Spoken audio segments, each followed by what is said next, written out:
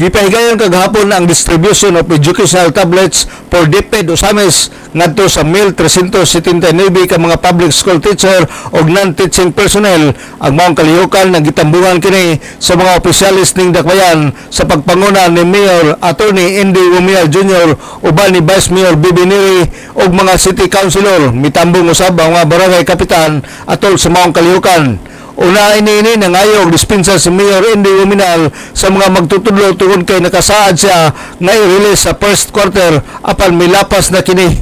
Hinungdan nga nangayo siya og dispensa ngadto kanila apan iyang gisiguro nga karong bulana ma-distribute ang maong mga tablets.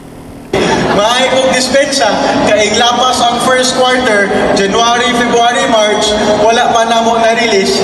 Munang gisigurado yun na mo karon, salamat bisag holiday na nga mo, nga sa April, wala pa naman nakaduhang simana, amo na dayong ma-release. Kaya naanad naman mi sa Tima Senso, basta namin isaan, amo yun ang tumanon.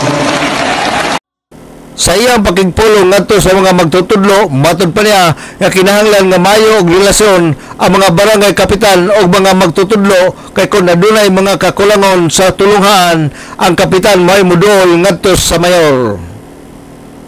It will really make their lives easier, and it will also make our lives easier in the government. No? Kung ang mga kapitan o ang mga maestra sa ilahang barangay maayo og working relationship. Kay kita tanan, whether in DepEd, in the local government, the city government, or the barangay local government, parehas raman ta kauban sa gobyerno. No? And we all want the same thing. We want progress for our city, we want progress for our barangay, and we want what is best sa ang mga children, nga mga anak ko na to, nga kamumoy katudlo.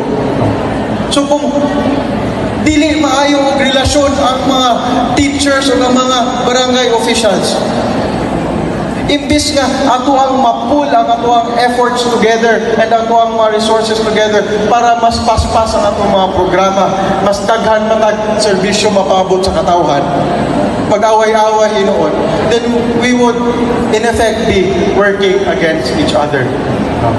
So again, igdala na ko ang mga mapasalig namong mga kapitan and mga kagawad nga mapasalig ko namong diri, gipalingkod namo sila, tapad ninyo mga teachers assigned to their barangays, because in terms of delivering really efficient and impactful government services, kinahanglan kita tanan magtinabangay. Alang sa DXDD Radio Kampana, ang radyo sa simbahan, W45 Dudong Bargamento, Danag, Sanakbayan.